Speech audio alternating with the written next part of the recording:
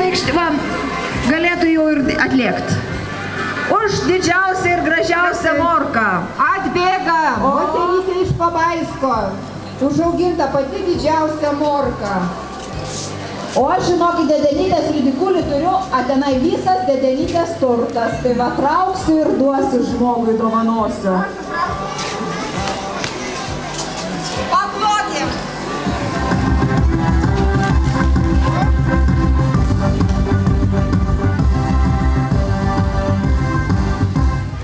Taigi, didžiausias kopūstas yra užaugintas Laumėnuose.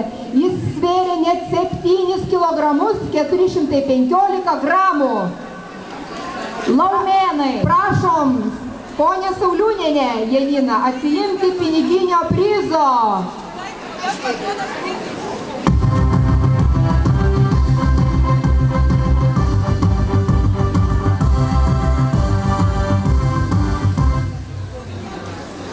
Sveikinam. Taigi, didžiausias svogūnas užaugintas Žemaitkiemio seniūnijoje.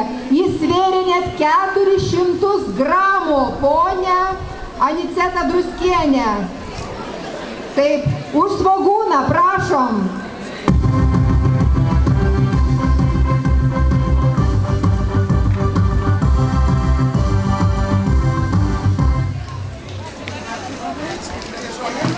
Taigi, didžiausia cukinija užaugo taip pat Pabaisko seniūnijoje. Jis svėrė 5 kilogramus 360 gramų. Valio!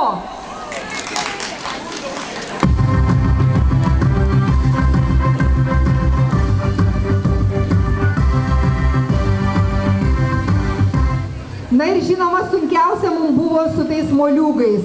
Net svarstyklę savo sulaužėm. Tad skelbėm didžiausio, sunkiausio moliūgo nugalėtoją ir dar vieną nugalėtoją, kurio moliūgas sverdami mes sulaužėm tas svarstyklės. Taigi ateina Sodų bendrija Pušelė, ponia Gudonavičienė ir Pabaisko seniūnija, kurios moliūgas svėrė 62 kilogramus 500 gramų. Valio!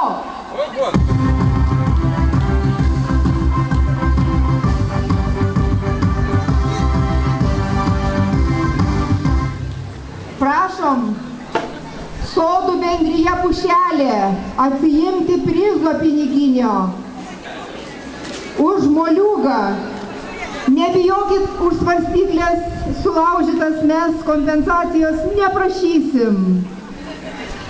O tik tai džiaugiamės, kad jūs sugebėjote užauginti tokio dydžio, tokio sunkumo moliūgą. Na, jei neteisite, mes tada pačios susirasim. Taigi, konkursas Didžiausia mano daržovė baigėsi, mėlyje, auginkit daržovės, ateikit kitais metais, dalyvaukit. Visada apdovanojimai bus.